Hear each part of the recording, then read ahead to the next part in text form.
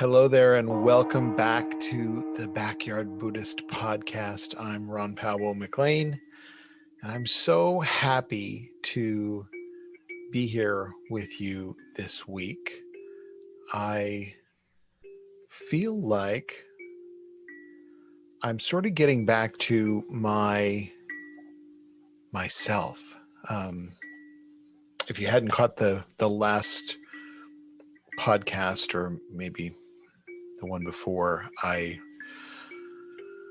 told you guys that me and my husband brought COVID home from work, and we spent the better part of 2 weeks sort of battling the symptoms of that. And I don't think it was really terrible for me. It was like a really bad cold or flu, and even worse for my husband Darren. He was nauseous and couldn't get out of bed, and a lot of symptoms for him. For me, it was a couple days of feeling really rotten, but probably the biggest symptoms for me were like a really terrible metallic, almost burnt plastic taste in my mouth and smell in my nose. And that was pretty disturbing. And really being so desperately tired and sort of in a mental fog. I spend a lot of my time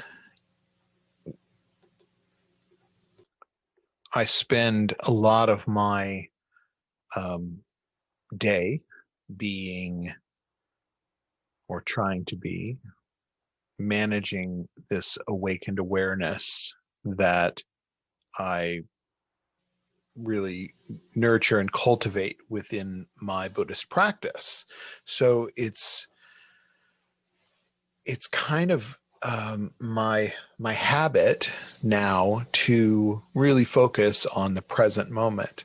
And during the illness, I was sort of back at square one, feeling like I was being led around by ruminating thoughts. I felt like I was just, even in the middle of the night, pondering some situation or conversation or something that had gone on years and years ago. So it really wasn't productive in any way to follow these thoughts. It wasn't doing me any good. And it's not as if I was really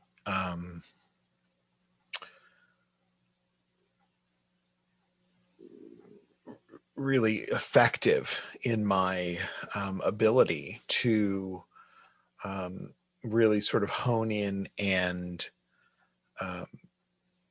get control of my awareness. So I definitely felt like I was off, felt like I was off my meds or something. And this week, particularly the past few days, has felt much better. I'm still sleeping kind of poorly, but my wakeful state when I'm upright and moving about seems to be a lot more focused and intentive and attentive as well. So it has been a little bit of something. And I don't think I've mentioned this before, but the 2nd of January, of course, New Year, I started on Noom, the diet and nutrition plan. I've, kind of battled weight on and off since I was a kid, and mindfully knowing when I say that my early years were probably not, that I didn't really have an issue, but my mom was hyper vigilant about weight. And she has, from me being a little kid to now, I think she's always been on a diet and always trying something new. And she's not a particularly large woman, but for her frame, she's short. So I think that every pound on a short person probably counts, for a little bit more than those of us who are taller. But I grew up with an environment where there was always some sort of dieting going on.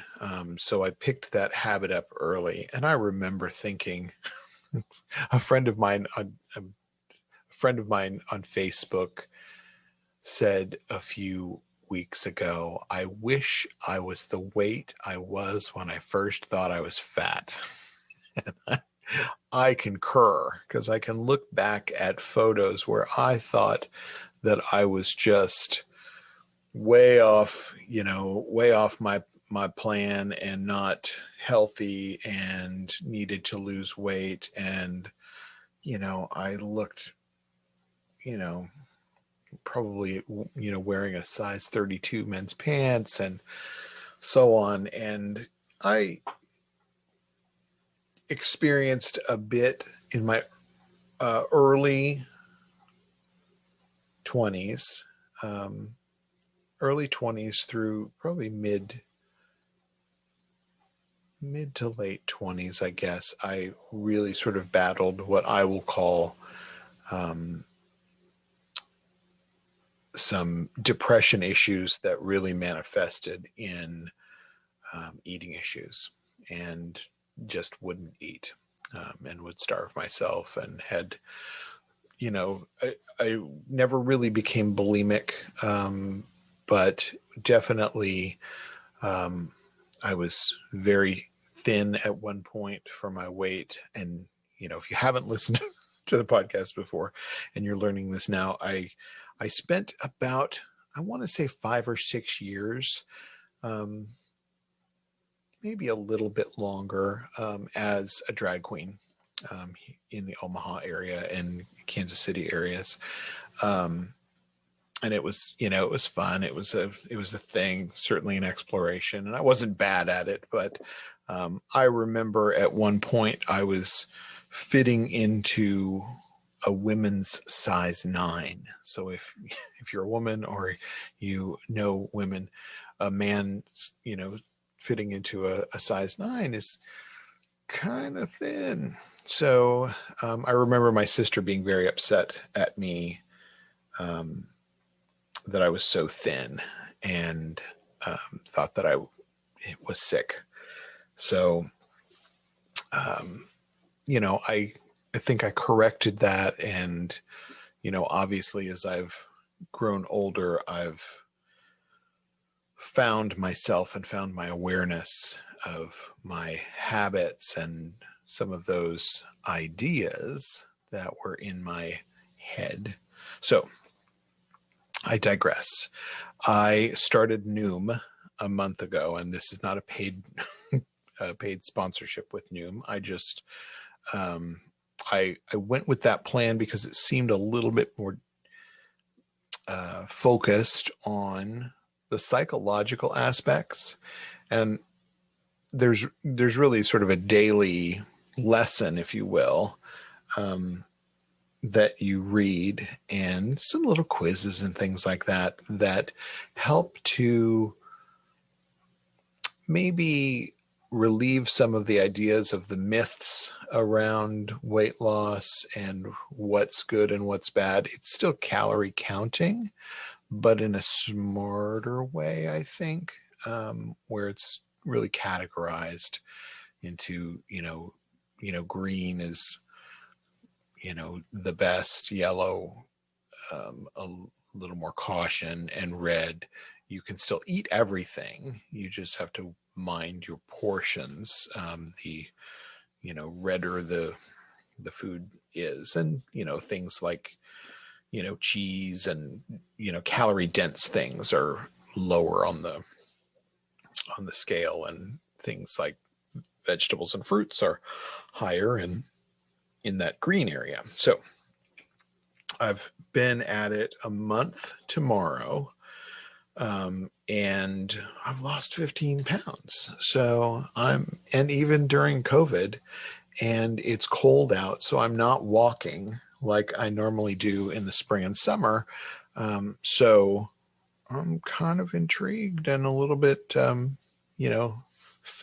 physically feeling a little better because of that as well. So this week particularly, I've been feeling pretty darn good. And boy, that makes it so much easier than, struggling with, mental and physical fatigue and lethargy, and, where you just don't feel motivated, and dragon wagon, as my dad will call it. So it's been a decent week, and, my practice flourishes when I'm focused. So I've been working a little with some practices handed to me by my teacher years ago, and sharing some of those with, my senior group, my senior students, which it's really good, and has been really interrupting some of my thoughts, which is great. So I feel like everything in my path right now, from, my diet and nutrition and my practice, is interrupting my behaviors. And that led to, a little bit of a thought that I shared on the Sunday service, on the Sunday practice service, about how I believe that hatred and violence are really the result of thoughts that have just gone untethered.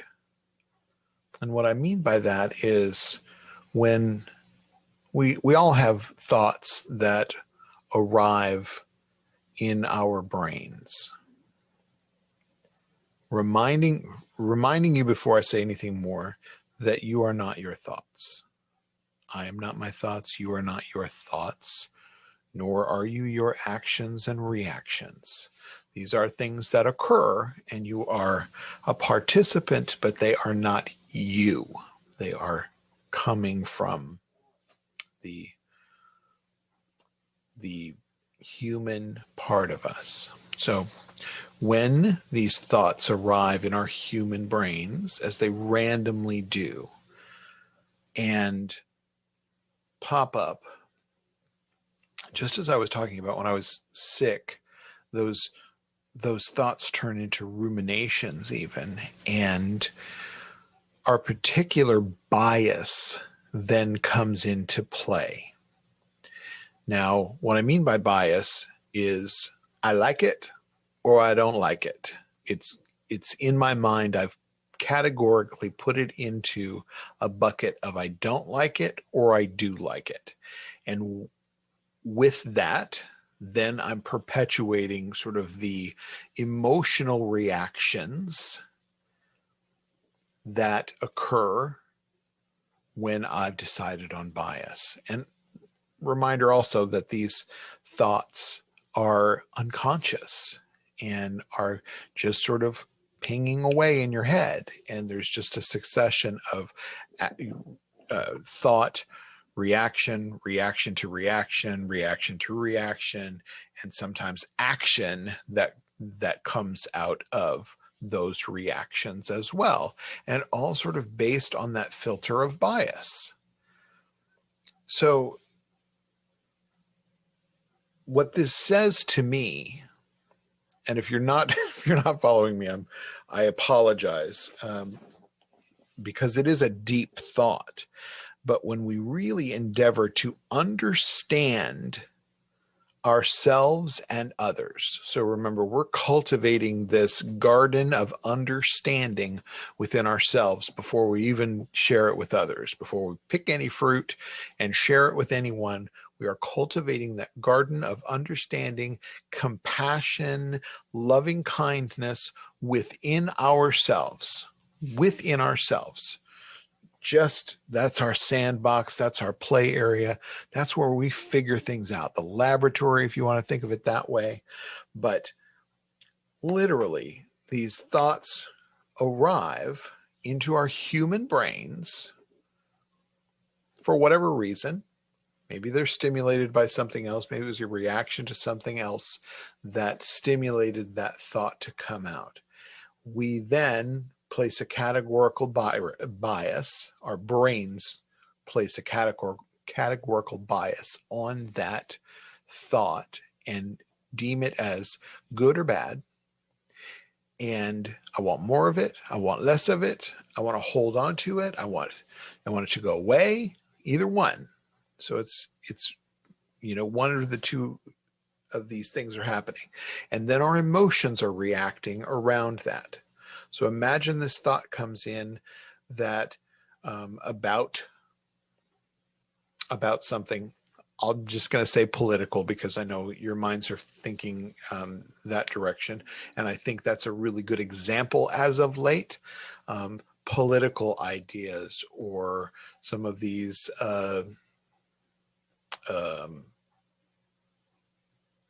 theories. I'm just going to call them theories without labeling them. Theories of what's going on and these stories that people are telling about what's going on in and around the world, not only U.S. in Myanmar. There's certainly some things going on in Burma, and those areas are experiencing some of these things as well. So.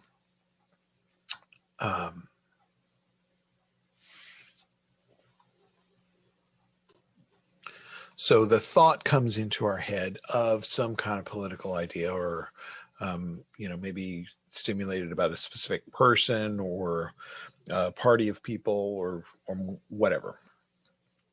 And it doesn't really matter what that thought is, but your bias, my bias, our brain's bias to that thought is then going to result in an emotional reaction. And probably stimulate more thoughts of that's wrong, that's right, that's, I believe or I don't believe. And then reactions will come from that thought, and we'll have more stimulated actions and reactions that are occurring all in the brain, all thoughts that just keep going and going and going and going, and bias and bias and bias and bias. And now I can't stand that person. I can't stand what they stand for. I can't stand what they do. I don't want to hear one word out of their mouth. And pop, pop, pop, pop, pop, pop, pop. Now, where is it? Like, it's heightened, right? It's all the way up to angry, rage, maybe even violence. Certainly hatred. All of these things are developed within our line of thought. And I'm not saying this is wrong or right. What I am saying is this is how it happens. Study the thoughts, study how our brains work and react with this, and you'll see it makes sense. It makes sense. It doesn't have to be about the political system. It could be about whether you like cilantro or not. I have a particular reaction to cilantro. I don't like it. And the idea of it, I feel like I can taste that nasty taste when I think of cilantro, and I certainly have bias. The difference is, and my friends, this is the turning point, is when we start cultivating within our little self garden inside of us, when we start cultivating that understanding and pulling apart those things that bother us, or that we have attachment to. This is all about attachment. So attachment equals, I'm just going to say that, put it on your whiteboard on the wall to remind yourself. Suffering equals attachment. Point blank. Suffering equals attachment. I like it or I don't like it. Just putting that label on it causes suffering. It's just that simple. So we have to get ahead of it in our own little self playground, in our own little garden of cultivating kindness, understanding, compassion, that we understand our own actions and reactions, the thoughts, how it happens. How did I get there? Take it slowly and understand patience. Put a lot of patience in your garden and just try to understand, how do I get to that point that I don't like or I hate someone? I'm angry at someone. I'm judging them, criticizing what they do, et cetera, et cetera. And not saying that there's not. I want to be very clear in saying what I'm saying is not about whether things are just or unjust. I want you to be clear that I'm not saying that we should say that everyone is cool and everyone's doing it right and everyone is kind and there's not poverty and injustice and oppression. Those things all exist, and they are also a result of these untethered thoughts. Reactions, thoughts, and bias. All of that in the same garden, right? So we have to understand it and understand what it is. Is this a positive thing or is this a negative thing? And think in terms of your garden. You're going to take the stuff that's not right, like weeds, and you're going to pull them out and throw them out, right? Rocks and things that, maybe get in the way of the soil, or, maybe it's, just something that's foul. You don't want to leave, things rotting in there. You can do that in a, composter and then put it back in the soil when it's good stuff. But, my point is that we want to identify what is not working and what is working. And bias, my friends, does not work. If our goal is to relieve suffering, blind bias is not working. So what we have to change around that is the awareness of that bias. So follow me here. The thought arises, and I'm aware of the thought. Oh, look at that. I just thought of that thing. You're not going to have that whole conversation in your head, but you can identify, that's a thought. And then where I would normally have an unconscious reaction, it may have already clicked into bias, and I might understand that thought is bringing up something that is unpleasant and uncomfortable for me. So I'm going to see that. This is all about awakened, wakeful awareness. So we bring our attention into this awareness of this moment, this singular moment, this one right here, where we can feel our heart's beat, we can sense our own breath, we can smell things, taste things, see things. This all happens in this moment. Guess where those thoughts are occurring? They're happening in this moment. They're not happening in, the past, and they're not happening in the future. They're happening right now. So when we can practice being aware, The thought is going to fire off. It's how quickly we can identify that we're having a reaction to that thought that really matters. So when I can see and I can understand and appreciate that, that stirs up something negative in me, and I was immediately going to fire off to unpleasant and dejected. I do not want that thing.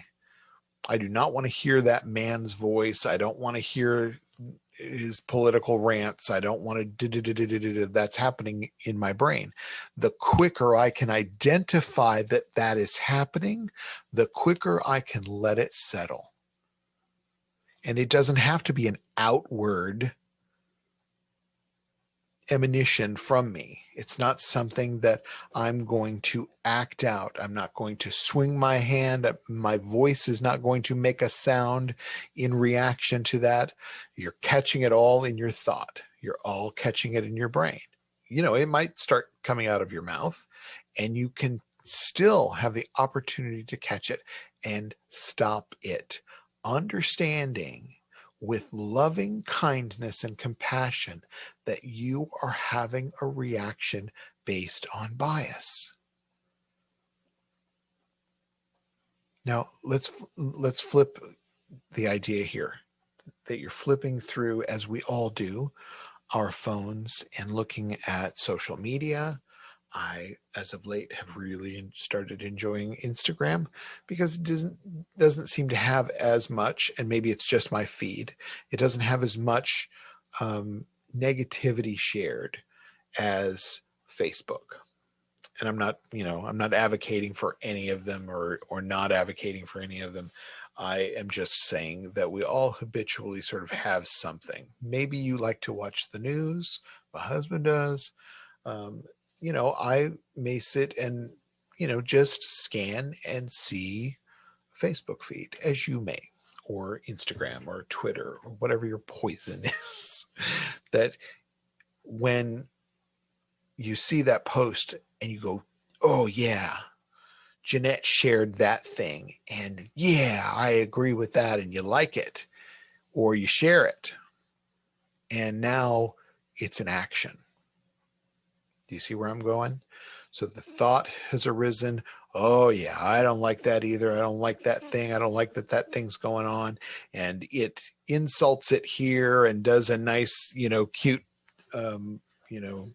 way of pointing out the issue and making even, slanderous humor out of opinion. And now I've shared it or I've liked it, and I let that go untethered. And I've now created part of the problem. When my untethered thoughts become actions, I have now contributed to the problem. Now, no matter what side of the fence you're on this, I don't care actually, because it does not matter to me. What matters is that we are all responsible for the energy and the actions that we bring into whatever is going on. You have to take ownership of these actions and reactions in a way of understanding. In the way of understanding is compassionate and loving kindness for yourself. That's an unconscious reaction. And I was just perpetuating it by letting it go. And this is not to judge ourselves. This is not to criticize ourselves. It's to stop the pattern that brings the violence and the hatred and whatever based on bias. And no matter what is creating the base on bias, it could be as simple as our agreement or disagreement about cilantro. It does not matter. It's an individual understanding and an individual journey to understand our own contribution. It's not somebody else's fault that I've thought something, perpetuated that thought, attached a bias to it, and then had a reaction that was outward. It's not anybody's fault. I can't blame anyone for that, but I can blame unconsciousness, ignorance. I can blame that because it's true. When we know better, we do better. When we don't, we won't. We'll just remain in that state of unconscious, reactive, biased behavior. So if you really, really want to make a change, you must do it with yourself. You must cultivate it in your garden of awakened awareness. You show up, you tend to that garden, you look around and see what should be there and what should not be there, what is skillful and what is unskillful. Put out our best efforts. And we do that by cultivating that wakeful awareness. It's as simple as sitting your butt, your backside, on a cushion every day, or sit in your favorite chair or whatever. Close your eyes and really take a moment to cultivate that meditative state of curious understanding, patience, loving kindness, awareness that's arising. And it can be uncomfortable. When I realize, oh, shoot, I have been participating with that is creating hate, even unconsciously. I mean, I like to think of myself as a pretty kind, generous, and good person. But I have bias. I don't like your cilantro.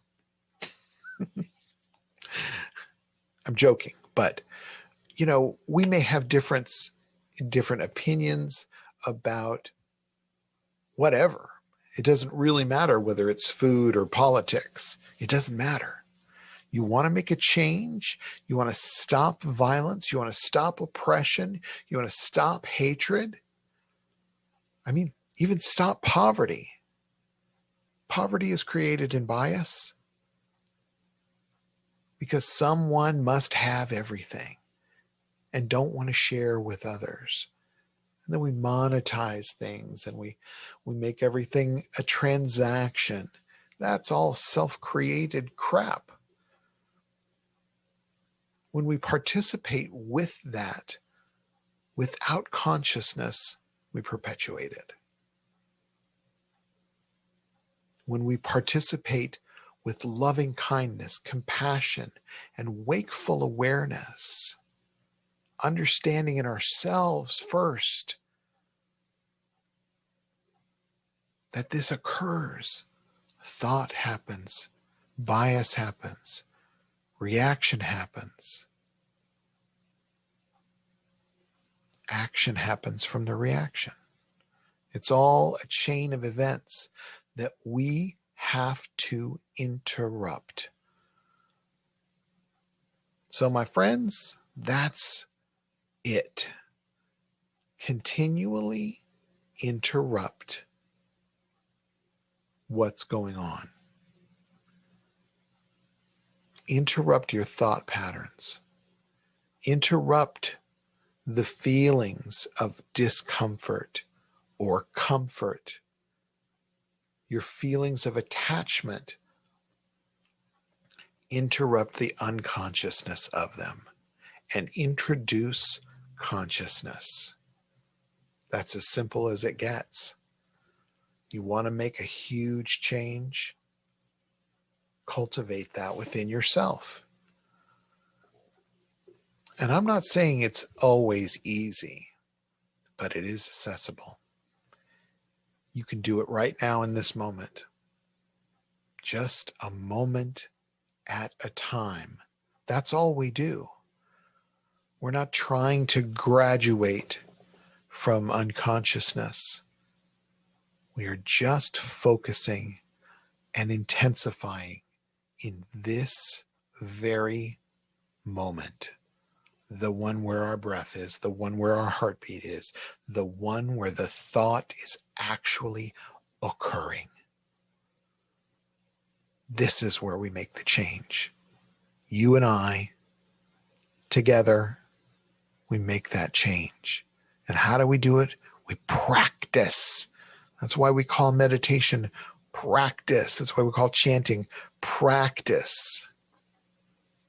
Because we're practicing being awake and aware, practicing cultivating that compassion, loving kindness, patience, understanding. We're doing that within our own garden.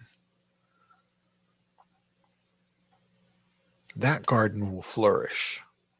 Continue to tend it every day, every moment that you possibly can. Remember to interrupt those thoughts, interrupt the behaviors, the reactions, interrupt your criticisms and judgments. Remember what it's like to be on the other side of those criticism and judgments. So if we've all deemed that someone on the other side is absolutely wholly wrong, and we publicly judge them and we publicly shame them and we criticize them in every way and we make fun of it with a funny meme, that we're just pushing that button that's going to make that person on the other side react in a defensive and hurt way. You've been on the other side of that. It can be minimal. It could have been, the shoes that you wore in the third grade that everybody decided to make fun of. Remember what it's like to be on the other side of it and not knowing that you're on the other side of it until you're pointed out. And then you react. You react because you're hurt. You react because you're shamed. And maybe there's some little understanding that's trying to fire in that brain on the other side that says, maybe I'm wrong. Be understanding that may be happening because you've experienced that yourself. You've been married to some, wacko idea. I have, that I then understood, oh shit, I'm wrong. I've been wrong. What I've been saying is wrong. My actions, my reactions, and my bias have been wrong. And I'm a big enough person that I can admit that and move on. Not everybody seems to be built that way. You may not be built that way. Maybe just ignore it, or maybe double down and stick with it so they don't think that I didn't know what I was talking about at some point. It doesn't matter. The point is that through our own understanding of our own condition, through the understanding of our own participation with a bias, we have unwittingly, unknowingly contributed to hatred, violence, and oppression at the very least. So this is me being the interrupter and telling you that the pattern of thought that we've all been participating with up to this point has been perpetuating our suffering, the suffering of ourselves and the suffering of others. So we change it how? With our awakened awareness. It sounds really simple, but getting in the way of something before it becomes an action is the key. So I just gave you a lot, but I feel like, we need to wash our hands and start again. Understanding what we understand in this moment. Know better, do better. We're not alone. We've all been doing it. And this is not about shame. This is not about criticism, not about judgment. It's about changing it. So you can change it. I'm certainly doing my best to change it. Catch yourself, even what seems a tiny little reaction that I just liked a Facebook post. Just understand that has a karmic impact. Every thought that goes untethered, every thought, whether untethered or tethered, understood or unconscious, has a karmic impact. Cause and effect, my friends. So let's see if we can make some change together. You and I want you to sit your butt, your backside, on a cushion or on a chair or on a park bench. I want you to close your eyes and I want you to take some slow, long breaths and just be here and now in this moment. And I want you to do that and only that for a minimum of 5 minutes. Work up to 10. If you get to 20, great. It's just like going to the gym. But for your spiritual awareness, your awakened awareness, build that muscle. That's the important one. My friends, I'll be back next week. Have a great, great week. And remember to be present here and now in this moment, because it is the only moment that matters. Goodbye now.